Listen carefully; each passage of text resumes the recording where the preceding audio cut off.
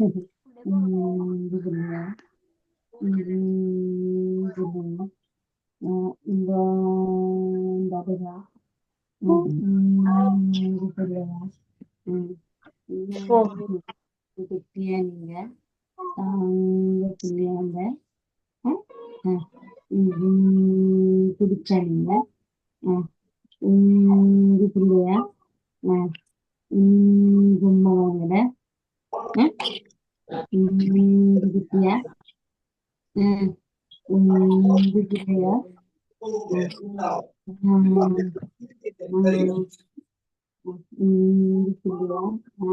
பிள்ளைகளை கொஞ்சம் அன்மியூட் பண்ணுங்க. மியூட் பண்ணிருக்கிறவங்க கொஞ்சம் அன்மியூட் பண்ணுங்க.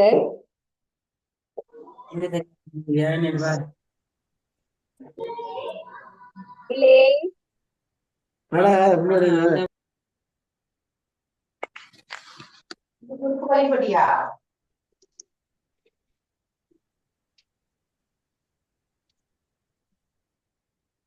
நான் கழிக்கிறது விளங்குதாம்மாள்?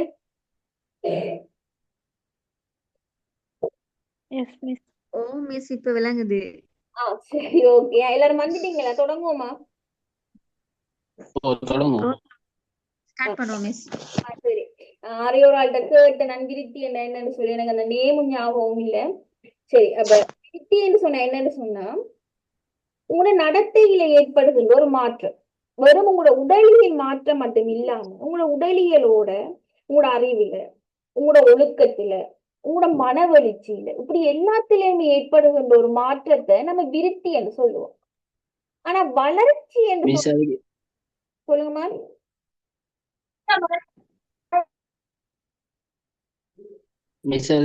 இப்படி ஒரு விளக்கம் சொல்லலாமா? தொடர்ச்சியான முன்னேற்றகரமான மாற்றம் அப்படின்னு சொல்லலாமா? ஒரு தொடர்ச்சியான முன்னேற்றகரமான மாற்றமா இருக்கும். ஆனா என்னத்துல ஏதாச்சும் ஒரு தொடர்ச்சியான முன்னேற்றகரமான மாற்றம் என்னத்துல அந்த மாற்றம் தொடர்ச்சியா இருக்குது, முன்னேற்றகரமா இருக்கு. நுண்மதி, மன வளர்ச்சி, சமூகத்திறன், ஆளுமை போன்றவற்றில் ஏற்படும் முன்னேற்றகரம். Very good. அப்படி நீங்க சொல்லலாம். ஏதோ ஒன்றுல ஒரு மாற்றத்தை ஏற்படுத்த தானே வேணும். அதைத்தான் நம்ம சொல்றோம் என்ன பண்புறு மாற்றம் என்று சொல்றோம். ஒரு குழந்தையினிடத்துல ஒரு பிள்ளையினிடத்துல ஏற்படுகின்ற ஒரு பண்புறு மாற்றம் வந்து என்னவா இருக்கும், விருத்தியாக வந்து இருக்கும். பண்புறு மாற்றம், அந்த பண்புறு என்ற சொல்லுக்குள்ளே நீங்க சொல்ற எல்லா விடயங்களும் உள்ளடங்கிடும். அதான் அந்த பண்புறு மாற்றம் வந்து சொல்றோம். சரியா? சரி. அடுத்து நம்ம வளர்ச்சின்னு சொன்ன என்னன்னு சொல்லி நம்ம பார்த்து நம்ம வளர்ச்சின்னு சொன்ன என்ன உங்களோட உடலியல் மற்றும் அமைப்பியல்ல ஏற்படுகின்ற ஒரு மாற்றத்தை தான் வந்து நம்ம வந்து வளர்ச்சி என்று சொல்றோம். இங்க நமக்கு அடுத்தது மிக முக்கியமான ஒரு விடயம் என்னன்னு சொன்னா ஒன்று வளர்ச்சி, அடுத்தது விருத்தி. இது இரண்டுக்கும் இடையிலான வேறுபாடுகள். இது வரைக்கும் அந்த கேள்வி இன்னும் கேட்டு வரல. இனிமேல் வந்து என்ன செய்யலாம்னு சொன்னா உங்களோட பரீட்சைகளுக்கு இந்த மாதிரி கேள்விகள் வந்து கேட்கலாம். ஒரு விருத்திக்கும் ஒரு வளர்ச்சிக்கும் இடையிலான வேறுபாடுகள். வளர்ச்சி என்றது வந்து எப்படி காணப்படும் சொன்னா அது வந்து ஒரு பருமன் சார்ந்ததாக வந்து காணப்படும். ஏன் அது உடல்ல ஏற்படுகின்ற ஒரு மாற்றத்தை குறிப்பிடுறதுனால அது ஒரு பருமன் சார்ந்ததா வந்து இருக்கு. ஆனா விருத்தி எப்படிப்பட்டதா இருக்கும், அது ஒரு பண்பு சார்ந்ததா இருக்கும். ஏன் அது உங்களோட நடத்தையில வெளிப்படுத்தப்படுறதுனால அது ஒரு பண்பு சார்ந்ததாக காணப்படும். அப்ப வளர்ச்சி எப்படி இருக்கும், பருமன் சார்ந்ததாக இருக்கும். ஆனா விருத்தி வந்து பண்பு சார்ந்ததாக வந்து காணப்படும். அடுத்து வந்து என்ன சொன்னா வளர்ச்சி வந்து எப்பவும் என்ன செய்யாது, வாழ்நாள் முழுக்க வந்து ஒரு தொடர்ற ஒரு விடயம் இல்லை. இப்ப உங்களோட கை வந்து 5 வயதுல இருந்ததை விட இப்போ ஒரு 25 வயதுல உங்களோட கை வந்து என்ன செஞ்சு நீளமா வளர்ந்திருக்கு. 25 வயதுல வளர்ந்திருக்கிற இந்த கை ஒரு 50 வயது ஆனாலும் அதே போல இருக்க போகுது. இன்னும் என்ன செய்ய அந்த கை வளரப்போத நீளமாக போதா இல்லை.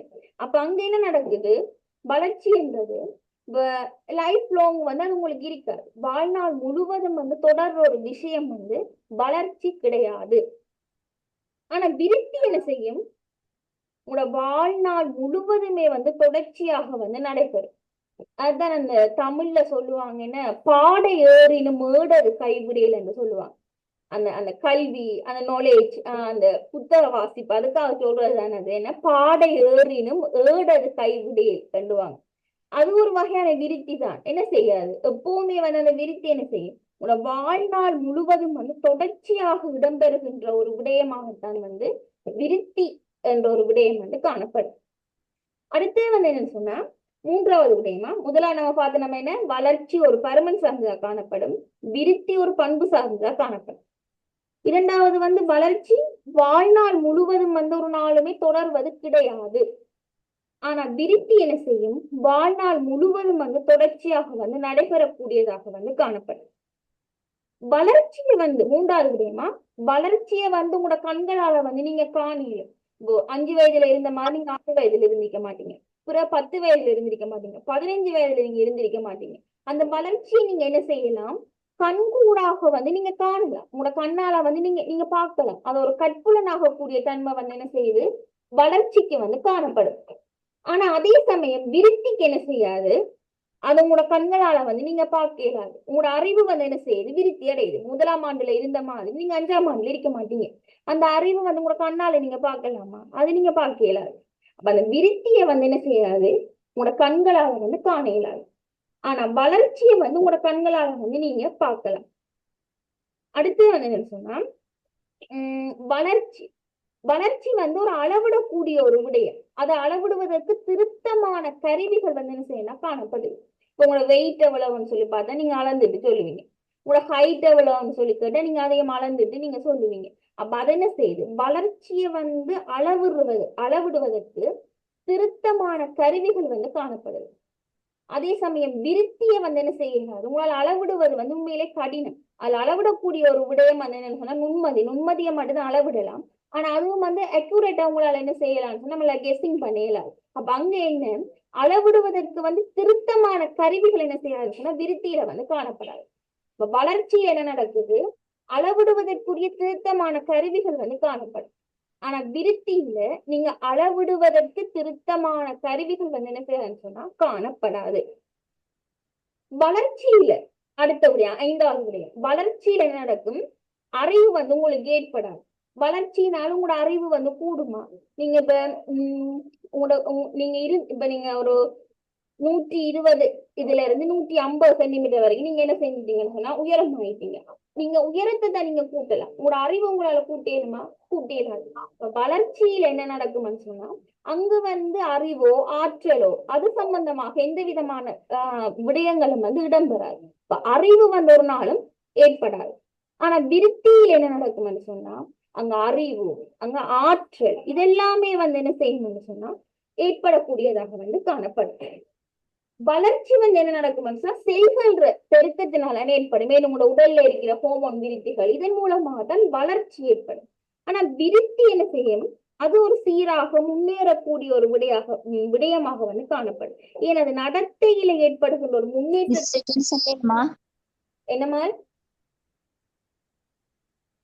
வளர்ச்சி விலங்கல் அது சின்னது. வளர்ச்சி வந்து செல்களின் பெருக்கத்தினால ஏற்படும். செல் என்றது நம்ம உடம்புல இருக்கிற நம்மளோட ஹோமோன் தொடர்பான சில வளர்ச்சியினால என்ன செய்யும், ஆம்பளைகளுக்கு இப்ப தாடிகள் வந்து முளைக்க தொடங்குறது, இந்த கையில நம்ம முடி முளைக்கிறது, இதெல்லாம் வந்து என்ன நடக்கும், இந்த ஹோமோன்கள மாற்றத்தினாலதான் ஏற்படும். அதெல்லாம் வந்து என்ன நடக்கும் சொன்னா வளர்ச்சியில தாக்கத்தை செலுத்தும்.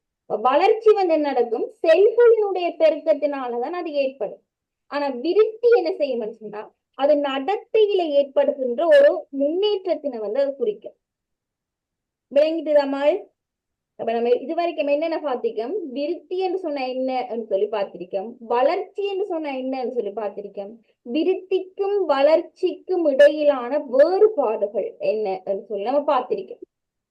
அடுத்து நம்ம இந்த சொன்னது வெள்ளங்கல மிஸ்,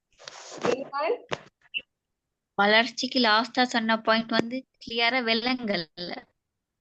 வளர்ச்சி வந்து செல்களினுடைய பெருக்கத்தினால வந்து ஏற்படும். ஆனா விருத்தி வந்து நடத்தையில ஏற்படுகின்ற ஒரு முன்னேற்றத்தினை வந்து குறிக்கும்.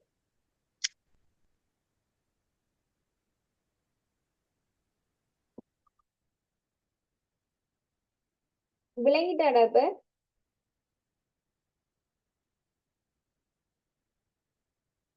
மால் விளங்கிட்டா உங்களுக்கு? Okay miss. ஓகே. அடுத்து நம்ம இப்ப பார்க்க போறோம். நம்ம விருத்தி என்னன்னு பார்த்துட்டோம், வளர்ச்சி என்னன்னு பார்த்துட்டோம், விருத்திக்கும் வளர்ச்சிக்கும் இடையிலான வேறுபாடுகள் என்னன்னு சொல்லி நம்ம பார்த்துட்டோம். இப்ப பார்க்க போறது பிள்ளை விருத்தி கட்டங்கள். இந்த பிள்ளை விருத்தி கட்டங்களே முக்கியமானது கேள்வி வந்து ஒரே ஒரு கேள்வி மட்டும்தான் ஒன்றின் இருக்கு. விருத்தி மைக்கற்கள், இத பற்கள் என்றதுல வந்துட்டு விருத்தி மைக்கற்கள். விருத்தி மைக்கற்கள் சொன்னா என்னன்னு சொல்லி கேட்டு வரும். எனக்கு 2021ஆம் ஆண்டு நடந்த எக்ஸாம்ல கேட்டு வந்த முதலாவது கேள்வி விருத்தி மைக்கற்கள் என்றால் என்ன என்பதை வந்து குறிப்பிட்டு விளக்குக சொல்லி ஒரு கேள்வி வந்து கேட்டு வந்தது. விருத்தி மைக்கற்கள் என்று சொன்னா என்னன்னு சொன்னா, இப்ப குழந்தைகள்ன்ற உடலியல் அல்லது நடத்தை குறியீடுகள் மற்றும் அல்லது வந்து முதிர்ச்சி என்று சொல்றோம். என்னன்னு சொன்னா, ஒரு பிள்ளையில வந்து ஏற்படுத்தப்படுகின்ற உடலியல் ரீதியான மாற்றங்கள் மற்றும் நடத்தை ரீதியான சில குறியீடுகளைத்தான் இங்க விருத்தி மைக்கற்கள் என்று சொல்றோம். இது தொடர்பாக நம்ம அமர்வு 2ல அந்த விருத்தி மைக்கற்களை பற்றி விரிவான விளக்கம் வந்து அமர்வு 2ல வருது. என்னன்னு சொன்னா, ஒரு பிள்ளை பிறந்து ஒரு 2 வாரங்கள்ல அந்த பிள்ளையோட பண்புகள் எப்படி இருக்கும், 16 வாரத்துல எப்படி இருக்கும், 3 மாதத்துல எப்படி இருக்கும், 6 மாதத்துல எப்படி இருக்கும், 1 வயது 2 வயது, அதைத்தான் வந்து விருத்தி மைக்கற்கள் என்று சொல்றோம். அந்த ஏஜைத்தான் நம்ம விருத்தி மைக்கற்கள் என்று சொல்றோம். அந்த ஒவ்வொரு கட்டங்கள்லையும் பிள்ளை என்ன செய்யும், உடலியல் ரீதியாகவும் மாற்றம் அடையும். 3 மாதத்துல இருந்த உடல் அமைப்பு என்ன செய்யாது, 12 மாதத்துல வந்து காணப்படாது. 3 மாதத்துல அந்த பிள்ளைகிட்ட காணப்பட்ட நடத்தை என்ன செய்யாது, 12 வயதுல காணப்படாது. ஏன், 3 மாத குழந்தை என்ன செய்யாது, எழும்பி நடக்காது. ஆனா 12 மாதமா ஆக்கின ஒரு குழந்தை என்ன செய்யும், அங்க எழும்பி நடக்கும். அதைத்தான் வந்து நம்ம நடத்தை குறியீடுகள் என்று நம்ம சொல்றோம். அப்ப விருத்தி மைக்கற்கள் என்று சொன்னா என்ன, உடலியல் ரீதியாகவும் அதே சமயம் வந்து நடத்தையிலையும் வந்து ஏற்படுகின்ற ஒரு முதிர்ச்சி தன்மை தான் இந்த விருத்தி மைக்கற்கள் என்று சொல்றோம். அதுக்கு உதாரணமாக வந்து உங்களோட புக்ல என்ன தந்திருக்காங்க, என்ன 6 மாத பிள்ளை வந்து எப்படிப்பட்டதா இருக்கும், உருளக்கூடியதாக வந்து காணப்படும். அதே நேரம் 12 மாதம் ஆயிட்டு அந்த பிள்ளை என்ன செய்யும், எழுந்து நிற்கக்கூடியதாக வந்து காணப்படும். இதான் அதுக்குரிய உதாரணங்கள். அப்ப விருத்தி மைக்கற்கள் என்று சொன்னா என்ன, ஒரு பிள்ளையிட உடலியல் ரீதியாக ஒரு நடத்தை ரீதியாக அந்த பிள்ளைகள்ல ஏற்படுகின்ற ஒரு முதிர்ச்சி தன்மையை வந்து நம்ம விருத்தி மைக்கற்கள் என்று சொல்லுவோம். அதுக்கு உதாரணம் கொடுக்கும்போது நீங்க எப்படி கொடுக்கலாம், 6 மாத பிள்ளை வந்து என்ன செய்யும், உருளக்கூடியதாக காணப்படும். 12 மாத பிள்ளை வந்து நடக்கும். சில நேரங்களில் சில பிள்ளை என்ன செஞ்சிருங்கன்னா ஏர்லியாகவே அந்த விருத்தி மைக்கற்களை வந்து அடைஞ்சிருங்க. இப்ப சில பிள்ளைகள் 8 மாதத்துல நடக்கிறதுக்கு என்ன செஞ்சீங்கன்னா பழகிடுங்க. 8 மாதத்திலே நடக்கிற பிள்ளைகளும் இருக்குது. 12 மாதம் அங்க நடக்கிற பிள்ளைகளும் அங்க என்ன செய்யும்னு சொன்னா காணப்படும். ஆனா 12 மாதம் சாதாரணமா 12 மாதம் வந்து என்ன ஒரு வயது அந்த பிள்ளை அடையுதுன்றது தானே. அந்த 12 மாதம் என்ன செய்யும், பிள்ளை நின்று நடக்கக்கூடியதாக வந்து காணப்படும். அந்த 12 மாதம் என்றது அந்த விருத்தி மைக்கல். அந்த 12 மாதம் 6 மாதம் அதான் அந்த விருத்தி மைக்கல். ஒவ்வொரு ஏஜ்லையும் வந்து அந்த பிள்ளோட உடலியல் ரீதியாக, அந்த பிள்ளோட நடத்தையில உள ரீதியாக, அறிவு ரீதியாக அந்த பிள்ளைக்குள்ள ஏற்படுகின்ற மாற்றங்களை தான் வந்து நாங்க விருத்தி மைக்கற்கள் அப்படியா. இந்த கேள்வி ஆல்ரெடி வந்து ஃபைனல் எக்ஸாம் ஒரு கேள்வி ஆல்ரெடி கேட்கப்பட்டதுனால இந்த கேள்வி வராது என்று சொல்லி அர்த்தம் இல்லை. சில நேரங்கள் என்ன செய்யலாம், இந்த கேள்வி வந்து உங்களுக்கு உண்மையிலேயே வந்து வரலாம். இதுல வந்து என்னன்னா ரூசோட 4 கட்டங்கள் வந்து இதுல குறிப்பிடப்பட்டிருக்கு. இதுவரைக்கும் இந்த 4 கட்டங்கள் தொடர்பாக இதுவரைக்கும் எந்த கேள்வியுமே வந்து இதுவரைக்கும் வினவப்படலை.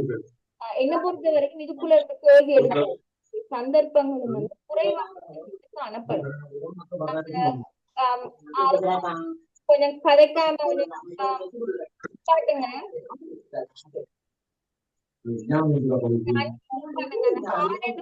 கொஞ்சம் அன்மியூட் பண்ணுங்க. அப்ப இந்த ரூசோட இந்த 4 கட்டங்களும் இதுவரைக்கும் மேல கேட்கப்படல.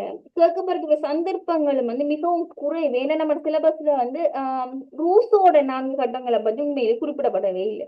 நீங்க பின்னுக்கு நீங்க படிப்பீங்க, நிறைய பேர் வந்து நிறைய கட்டங்களை வந்து குறிப்பிட்டிருக்காங்க. அதுல முக்கியமா நம்மட சிலபஸ்ல நம்மட இந்த பிள்ளை விருத்தி இந்த அமர்வுல முக்கியத்துவப்படுத்தப்படுறது வந்து பியாஜெயோட அது நான் நினைக்கிறேன் அமர்வு 5ல வருதுன்னு நினைக்கிறேன். அந்த பியாஜெயோட தியரி தான் நமக்கு கூடுதலா வந்து வாரது. ரூசோட தியரி வந்து வாரது வந்து மிகவும் குறைவு. வேணுமென்னு சொன்னா நார்மலா பாருங்கன்னு சொன்னா ரூசோவால வந்து குறிப்பிடப்பட்ட நான்கு. அவர் என்ன செய்யறார், பிள்ளை வளர்ச்சி தொடர்பாக, பிள்ளையினுடைய வீழ்ச்சி தொடர்பாக அவர் 4 விதமான கட்டங்கள் வந்து அவர் முன்வைக்கிறார். அதுல ஒன்றுதான் வந்து குழந்தை பருவம். ஒரு புள்ள பிறந்ததுல இருந்து 2 வயது வரையான அந்த பருவத்தை நாங்க குழந்தை பருவம் என்று சொல்றோம். இந்த 2 வயதுக்குள்ள அந்த பிள்ளைக்குள்ள உடலியல் ரீதியாகவும் நடத்தை ரீதியாகவும் ஏற்படுகின்ற மாற்றங்களை அவர் குறிப்பிடுறார். என்ன, இன்பமும் வலியும் உள்ள எளிய அனுபவம் வந்து கருத்தட்டு.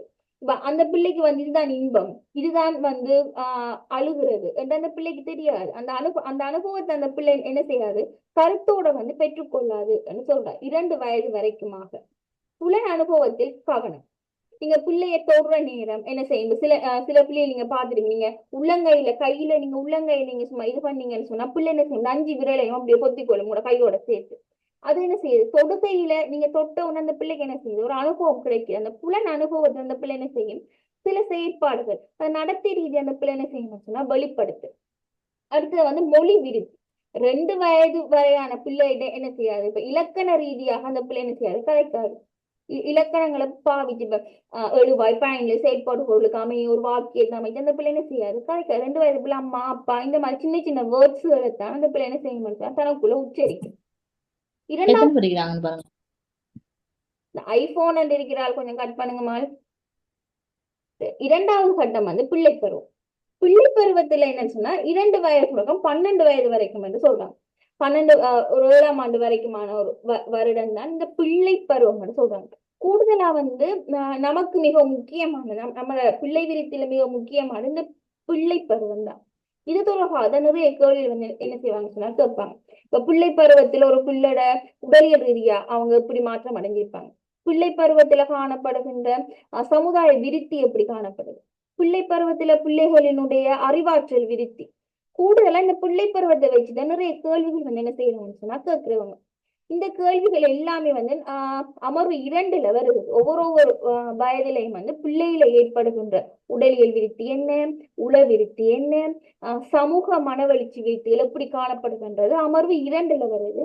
அதை நம்ம அமர்வு 2ல வந்து பார்ப்போம். இதுல ஷோர்ட்டா அவர் கொடுத்திருக்கார். படிப்படியாக சுயாதீன விருத்தி. சுயாதீனமாக நீங்க என்ன செய்யணும், உங்களுடைய செயற்பாடுகளை நீங்களே வந்து செய்யறதுக்கு ஆரம்பிப்பீங்க. ஒரு 10 வயது பிள்ளை என்ன செய்யும், தனக்குரிய உடுப்பை தான் எடுத்து போடும். அது அந்த பிள்ளைகிட்ட காணப்படுது ஒரு சுயாதீனமான ஒரு விருத்தியாக காணப்படுது. அடுத்து வந்து என்ன, உள்ளுணர்வு. காரணம் காணும் விருத்திக்கான திறவுகோல்.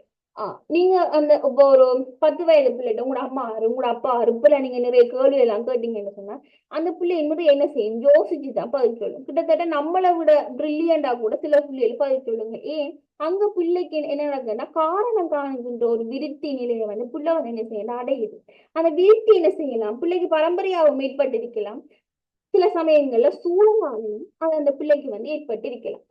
3வது கட்டம் வந்து பின் பிள்ளை பருவம் என்று சொல்றோம். இது 12 வருடத்துல இருந்து 15 வருடம் வரைக்கும். இது நமக்கு தேவையே இல்லாத ஒரு கட்டம். என்னன்னு சொன்னா நம்ம படிக்கிறது ஆரம்ப கல்வி. இதுல புள்ள பிறந்ததுல இருந்து ஒரு 10-11 வயதுக்கு உட்பட்ட ஒரு விடயத்தை மட்டும்தான் நம்ம என்ன செய்யணும்னு சொன்னா நம்ம படிப்போம். லெவல் 3 நீங்க 4 5 6 எல்லாத்துலயுமே நீங்க என்ன செய்யணும், ஒரு 5ஆம் ஆண்டு வரைக்கும் தான் அந்த பிள்ளோட எல்லா விடயங்களையும் நீங்க கற்பீங்க. இந்த பின்பிள்ளை பருவம், கட்டிலமை பருவம், இது 2மே நம்மளோட சிலபஸ் நமக்கு எப்பவுமே தேவைப்படாது. ஃபியூச்சர்ல நீங்க எம்இடி அப்படி செஞ்சீங்கன்னு சொன்னா அந்த டைம்ல உண்மையா தேவைப்படும். பின்பிள்ளை பருவம்ன்றது 12 வருடத்திலிருந்து 15 10ஆம் ஆண்டு வரைக்குமான ஒரு காலப்பகுதியில அந்த பிள்ளைக்கு இடையில ஏற்படுகின்ற விருத்தியைத்தான் வந்து இங்க பின் பிள்ளை பருவம் என்று சொல்றோம். இங்க உடல் வலு விருத்தி ஏற்படுகின்றன சொல்றாங்க. இப்ப உடலியல் ரீதி அந்த பிள்ளைக்கு என்ன ஏற்படுது, ஒரு பலம் வந்து ஏற்படுது, வலு பலம் என்று சொல்றோம். அது வந்து என்ன செய்யுது, உடல்ல வந்து ஏற்படுது. அடுத்து வந்து கொள்கை ரீதியாக சிந்திக்க முடியும். ஒரு 15 வருடம் 15 ஒரு 10ஆம் ஆண்டு படிக்கிற பிள்ளைக்கு இப்ப அமெரிக்காட அரசியல் நிலைமை, இலங்கையோட அரசியல் நிலைமை இதெல்லாம் யோசிச்சு ஒரு கொள்கை ரீதியா என்ன செய்யல அந்த பிள்ளையால சரியாக வந்து உண்மையில சிந்திக்க முடியாது. ஏன் 25 வயதுக்கு மேற்பட்டவங்களே சரியா சிந்திக்க இயலாத கட்டத்தில் இருக்கும்போது 15 வயது பிள்ளை அது ஒரு கொள்கை ரீதியாக வந்து அந்த பிள்ளைக்கு சிந்திக்க இயலாது. அடுத்து வந்து என்ன செய்யும் அந்த பிள்ளை, நூல் கற்று. ஏன் கூடுதலா வந்து கற்றல் ஆர்வம் காட்டுகின்ற ஒரு வருடமாக வந்து இந்த வருடம் வந்து காணப்படும். சமூக அவத்தையினுடைய ஆரம்பம் சொன்னா என்ன, கூடுதலா சமூகத்துல நல்லா மதிக்கக்கூடிய பண்புகள், மதிப்பை ஏற்படுத்தக்கூடிய விதத்துல என்ன செய்யணும்னு சொன்னா பிள்ளையினுடைய செயற்பாடுகள் வந்து காணப்படும். முதல்ல அந்த பிள்ளை என்ன செய்யுது, இந்த சமூகத்துக்குள்ள கூடுதலான புழங்கக்கூடிய ஒரு சந்தர்ப்பம் வந்து இந்த 12 வருடத்துல இருந்து 15 வருடத்துக்குள்ளதான் கிடைக்குது. அடுத்தது கட்டிலமை பருவம். கட்டிலமை பருவம்னு சொன்னா உங்க எல்லாருக்குமே நல்லா தெரிஞ்சிருக்குமே, என்ன பருவம் அடைகிறது. பருவம் அடைஞ்சதுக்கு பிறகு ஏற்படுகிற 15 வருடங்களுக்கு பின்னர் வாரது எல்லாமே வந்து அங்க கட்டிலமை பருவத்துக்குள்ள சொல்றோம். இந்த வருது பருவம் அடையுது. அது உங்களுக்கு நல்லாவே தெரியும். மனவெழுச்சி அமைதியின்மை பொதுவானது, ஏனையோரில் ஒரு தேவை உள்ளது. மனவெழுச்சி என்னும் போது உங்களுக்கு நல்லாவே தெரியும் என்ன மனவெழுச்சி என்றது. இந்த மன உணர்வுகள் வந்து மேலோங்கி நிற்கிற ஒரு நிலையத்தான் வந்து நாங்க மனவெழுச்சின்னு சொல்றோம். சந்தோஷம், கோபம், பொறாமை, இது எல்லாமே வந்து என்ன மனவெழுச்சி உணர்வுகள். அப்ப சில நேரங்கள்ல என்ன இந்த கட்டிலமை பருவத்துக்கு பிறகுதான் நிறைய பிரச்சனைகள் வந்து என்ன செய்யணும்னு சொன்னா பிள்ளைகளுக்கு வந்து கூடுதலா வந்து ஏற்படுது. அப்ப அதனால அங்க என்ன நடக்கும், ஒரு அமைதியின்மை உண்டு அங்க பிள்ளைகள்ல. சில நேரங்கள் பல பிள்ளைகள் பிரச்சனையோட வந்து தெரியுது. அப்ப ஒரு அமைதியின்மை வந்து அங்க ஏற்படலாம். அதே நேரம் வந்து அறிவாற்றல் விருத்தி. ஏன் பிள்ளைகள் வந்து ஒரு A level படிக்கிற நேரம் O level இருந்ததை விட என்ன செஞ்சிருக்கீங்க அங்க பிள்ளைட அறிவு விருத்தி வந்து அங்க விருத்தி அடைஞ்சு காணப்படுது.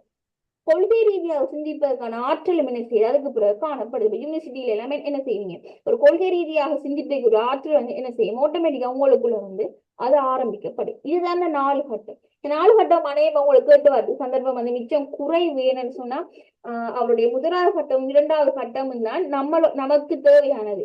அவர் 3வது கட்டம் 4வது கட்டம் நமக்கு தேவை இல்லாத ஒரு விடயமா இருக்கிறதுனால அது சம்பந்தமாக வந்து கேள்வி வாரது வந்து மிச்சம் குறைவான ஒரு விடயமாகத்தான் வந்து காணப்படும்.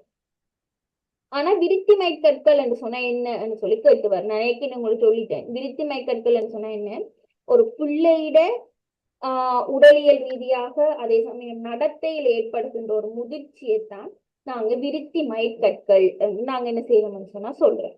அந்த கேள்வி உங்களுக்கு எக்ஸாமுக்கு வந்து என்ன செய்யலாம்னு சொன்னா கேட்டு வரலாம். அடுத்து மிக முக்கியமானது என்னன்னு சொன்னா, இது போன வருடம் கேட்கப்பட்ட ஒரு வினா, பிள்ளை விருத்தியை பாதிக்கின்ற காரணிகள். போன வருடம் கேட்டிருந்தவங்க இந்த கேள்வி வந்து 10 புள்ளிகளுக்கு வந்து கேட்கப்பட்ட ஒரு கேள்வியாக வந்து இது காணப்படுது. என்னன்னு சொன்னா பிள்ளையோட விருத்தியை வந்து பாதிக்கின்ற காரணிகள் வந்து பல காணப்படுகின்றன.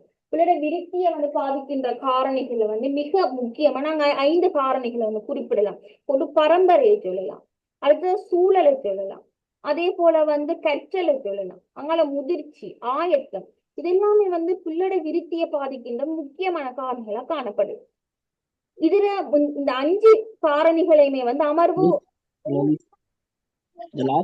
அந்த காரணி சொல்லுங்க. கற்றல், முதிர்ச்சி, ஆயத்தம்.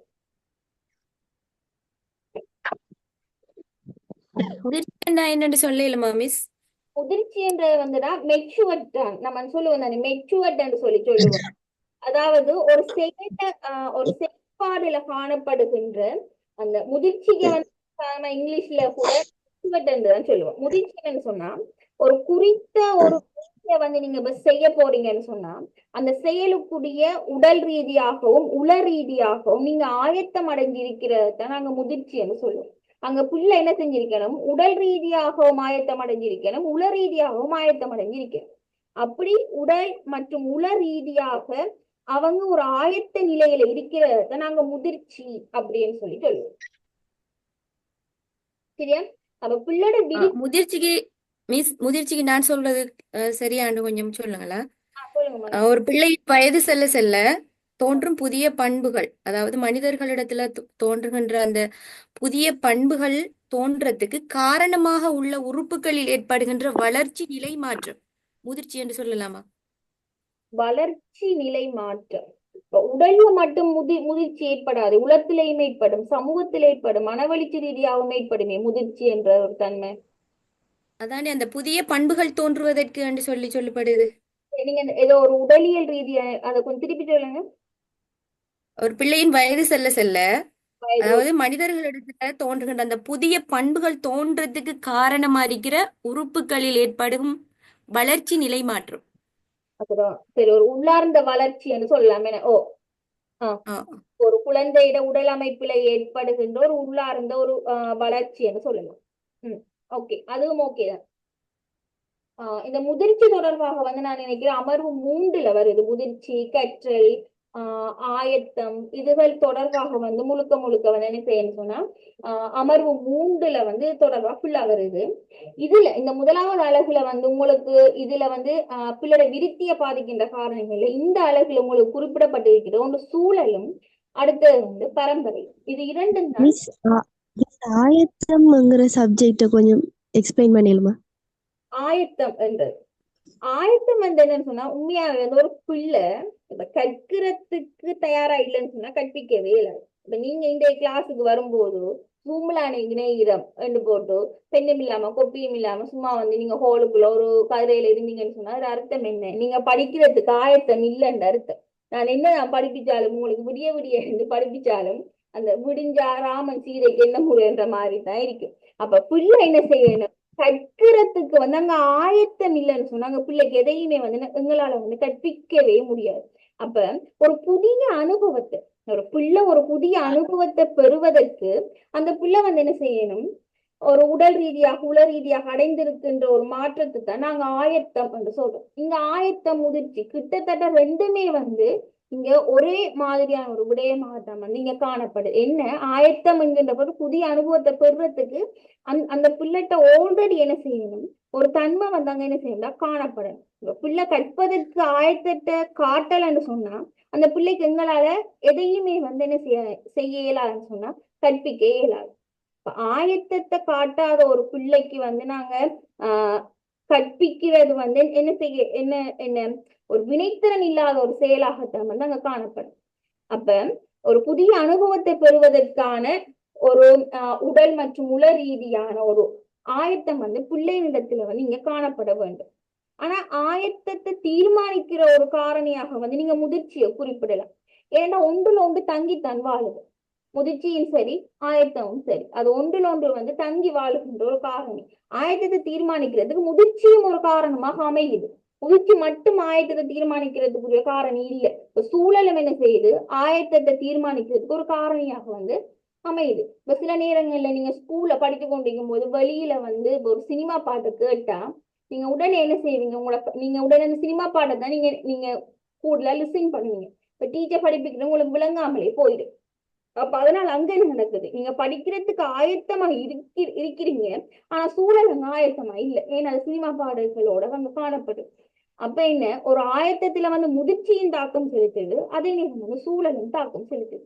இந்த 5 காரணிகளும் என்ன நடக்கும்னு சொன்னா ஒன்றுக்குள்ள ஒன்று வந்து இடைத்தொடர்புகளை கொண்டுதான் காணப்படும். மாறி மாறி மாறி மாறி ஒன்றுக்குள்ளேயும் அதை என்ன செய்யணும்னு சொன்னா தாக்கம் செலுத்து. சொல்லுங்கம்மா, நாரையோ கேட்க நீ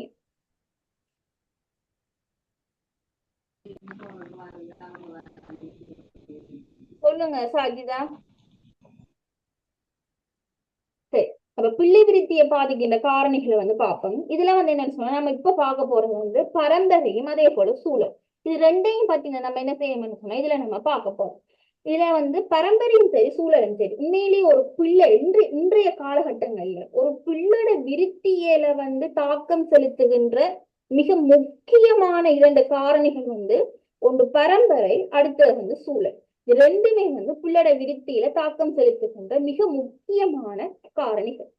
இப்ப இதுல வந்து நம்ம முதலாவது பார்க்க போறோம் என்னன்னு சொன்னா பரம்பரை. பரம்பரை என்று சொன்னா என்ன என்று சொல்லி நம்ம பார்த்தோம் என்று சொன்னா ஒரு கருவுற்ற ஒரு முட்டையில அடங்கி இருக்கிற எல்லா விதமான பண்புக்கூறுகளையும் குறிக்கிறது தான் பரம்பரை என்று சொல்றோம். ஒரு கருவுற்ற முட்டையில எல்லா விதமான பண்புக்கூறுகளும் காணப்படும். அது நல்ல பண்புக்கூறுகளாகவும் இருக்கலாம், நல்ல இல்லாத பண்புக்கூறுகளாகவும் இருக்கலாம். அப்படி அடங்கி இருக்கிற எல்லா விதமான பண்புக்கூறுகளையும் தான் நாங்க பரம்பரை என்று சொல்றோம். இப்ப நம்ம சொல்லுவோம் பரம்பரை இயல்புகள் வந்து கடத்தப்படுகிற என்று சொல்லுவோம். பரம்பரை இயல்புகளை என்ன செய்யும்னு சொன்னா இப்ப நல்ல பரம்பரை இயல்புகள் தான் கடத்தப்படணும்னு சொல்லி இல்லை. இப்ப தீய சில இயல்புகளும் என்ன செய்யலாம்? பரம்பரை வழிகளாக வந்து இங்க கடத்தப்படலாம். அந்த வகையில வந்து என்னன்னு சொன்னா இப்ப உடல் ஊனம்னு சொல்றோம். உடல் ஊனம் என்ன செய்யும் சொன்னா பரம்பரை ரீதியாக வந்து கடத்தப்படும். அதே போல வந்து உளப்பிற்போக்குத்தன்மைன்னு சொன்னா அந்த மனநிலையில வந்து ஏற்படுத்துகிற ஒரு சமநிலையின்மையை தான் நாங்க உளப்பிற்போக்குத்தன்மை என்று சொல்றோம். அதாவது மனநிலை ரீதியாக வந்து அவங்க பாதிக்கப்பட்டவர்களாக காணப்படுவாங்க. அந்த மாதிரியான உளப்பிற்போக்குத்தன்மை கூட என்ன செய்யுதுன்னு சொன்னா பிள்ளைய வந்து பரம்பரையாக வந்து அதை தாக்குதாங்கன்னு சொல்றாங்க. இதுக்கு உதாரணமா நீங்க குறிப்பிடலாம் என்னன்னு சொன்னா வட அமெரிக்காவுல, சரியா, அதை நோட் பண்ணி வச்சுக்கொள்ளுங்க பிள்ளைகள். வட அமெரிக்காவுல வந்து கலிகாக் என்கின்ற ஒரு குடும்பத்தை வந்து அவங்க ஆராய்ச்சி செய்யறாங்க. அதுல என்ன நடக்குதுன்னு சொன்னா, ஒருத்தர் வந்து யுத்தம் நடந்து கொண்டிருந்த ஒரு காலகட்டம். அந்த யுத்த காலத்தின் போது என்ன செய்யறார், ஒரு பிற்போக்கு தன்மை கொண்ட ஒரு பெண் அவர் திருமணம் முடிக்கிறார். யுத்தம் முடிஞ்சதுக்கு பிறகு, யுத்தம் எல்லாம் முடிஞ்சதுக்கு என்ன செய்யறார், இரண்டாவது திருமணம் முடிக்கிறார். அது வந்து ஒரு ஒழுங்கான ஒரு நல்ல குடும்பத்துல அவர் திருமணம் முடிக்கிறார். இங்க பிற்போக்கு தன்மையை கொண்ட அந்த பெண்ணை திருமணம் செய்து அவருக்கு, அந்த பெண்ணுக்கு பிறந்த அந்த குழந்தைகளிடத்துல என்ன செய்யறாங்கன்னு சொன்னா இந்த பிற்போக்கு தன்மை காணப்படுது. ஆனா இவர் இரண்டாவது கல்யாணம் முடிக்கிறாங்க யுத்தம் முடிஞ்சதுக்கு பிறகு. கலிகாக் என்கின்ற ஒருத்தர், அவருடைய குடும்பத்துல செய்யப்பட்ட ஒரு ஆராய்ச்சி வட அமெரிக்காவிலேயே, நோட் பண்ணி வச்சுக்கொள்ளுங்க. அப்ப அந்த ஒழுங்கான பெண்ணை அவர் திருமணம் முடிக்கிறார். அவங்களுக்கு பிறகுற பிள்ளைகள் வந்து எப்படிப்பட்ட இருக்குன்னு சொன்னா ஒரு இந்த மாதிரி பிற்போக்கு தன்மை இல்லாத பிள்ளைகளாக வந்து அவங்க வந்து காணப்படுறாங்க. அப்ப இதுல இருந்து ஒரு விடயத்துக்கு அவர் முடிவுக்கு வாராங்க என்னன்னு சொன்னா, இந்த பிற்போக்கு தன்மை என்றது கூட பரம்பரை ஆக வந்து கடத்தப்படுகின்றது என்ற ஒரு முடிவுக்கு வார். அதே சமயம் வந்து பரம்பரையில் என்ன நடக்குதுன்னு சொன்னா, இப்ப குற்றம் புரியலன்னு சொல்லுங்க, பெரும் குற்றவாளிகள் அப்படி அந்த குற்றம் புரிகின்ற இயல்பு கூட பரம்பரையாக வந்து என்ன செய்யணும்னு சொன்னா கடத்தப்படுது. அதுக்கு உதாரணமாக நீங்க குறிப்பிடலாம்னு சொன்னா, ஜூக்ஸ் என்கின்ற ஒரு குடும்பத்தை பற்றி ஒரு ஆராய்ச்சி ஒன்று நடத்துறாங்க. ஜூக்ஸா நோட் பண்ணி வச்சுக்கொள்ளுங்க. ஜூக்ஸ் என்ற ஒரு குடும்பத்தினை பற்றின ஒரு ஆராய்ச்சி. அதுல என்ன செய்யறாங்க, ஜூக்ஸோட குடும்பத்துல வந்து தாயும் தந்தையும் வந்து பெரும் குற்றவாளிகளாக வந்து என்ன செய்யறாங்கன்னு சொன்னா காணப்படுறாங்க. அவங்களோட 7 தலைமுறைகளை வந்து ஆராய்ச்சிக்கு வந்து ஆய்வுக்கு உட்படுத்துறாங்க. அவங்களோட 7 தலைமுறைகளை 1260 பேரை அவங்க ஆய்வுக்கு உட்படுத்துறாங்களா, 1260 பேரை ஆய்வுக்கு வந்து உட்படுத்துறாங்க.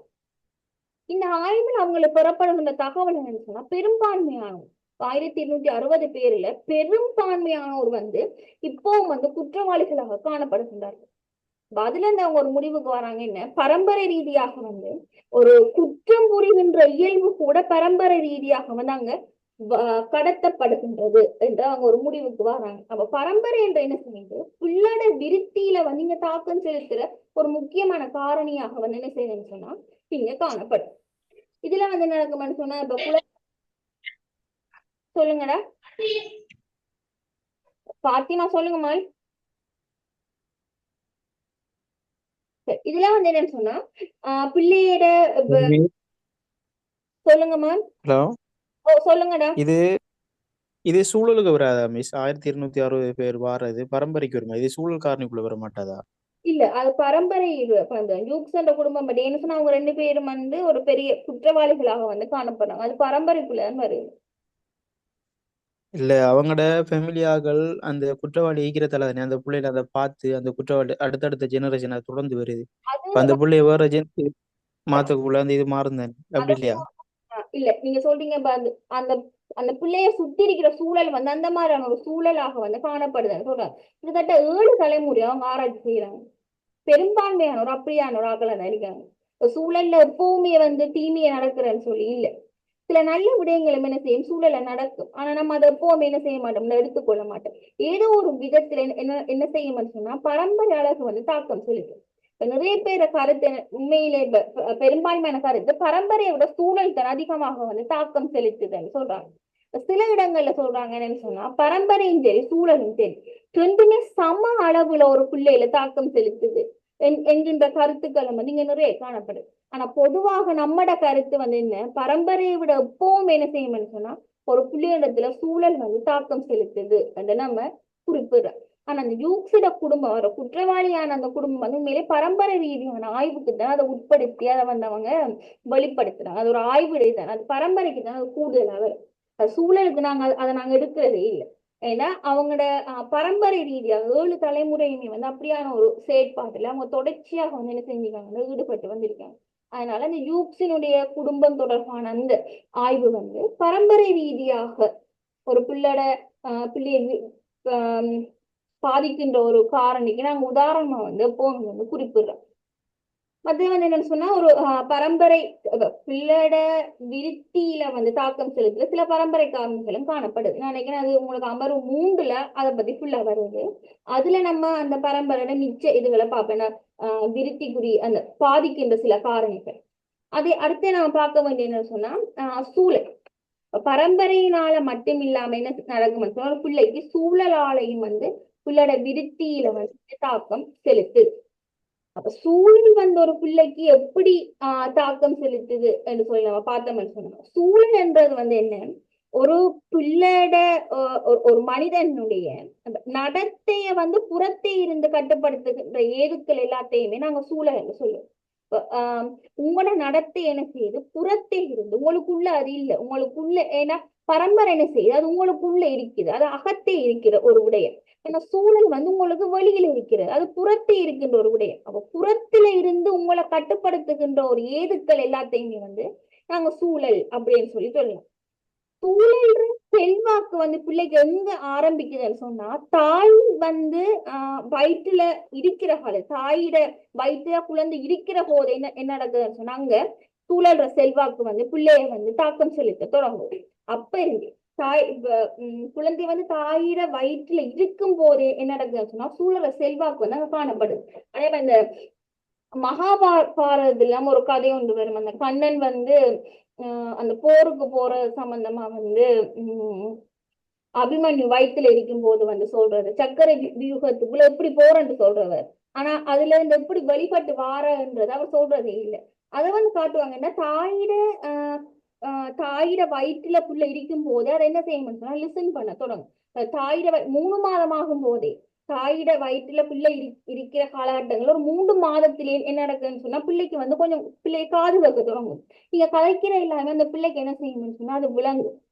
அப்ப அதுல வருது கண்ணன் வந்து என்ன செய்யறாருன்னா அந்த சக்கரை வியூகத்துக்குள்ள போறதுக்குரிய வழியை சொல்றார், அங்கிருந்து வாரத்துக்குரிய வழி அவர் சொல்றதே இல்லை. அதே போல அவனோட லைஃப்லயும் என்ன நடக்குதுன்னு சொன்னா சக்கரை வியூகத்துக்குள்ள இது கீறி விளையாடுறதுக்கா மகன், இது நீங்க எல்லாரும் வளர்ந்த பிள்ளைகள் என்ன, நீங்க ஒரு 5 வயது 10 வயது என்றாலும் பிரச்சனை இல்லை. இனி இந்த விடயங்களை கொஞ்சம் தவிர்த்து கொள்ளுங்களேன். இது ஃபர்ஸ்ட் ட்ரையல் கிளாஸ்னால பிரச்சனை இல்லை.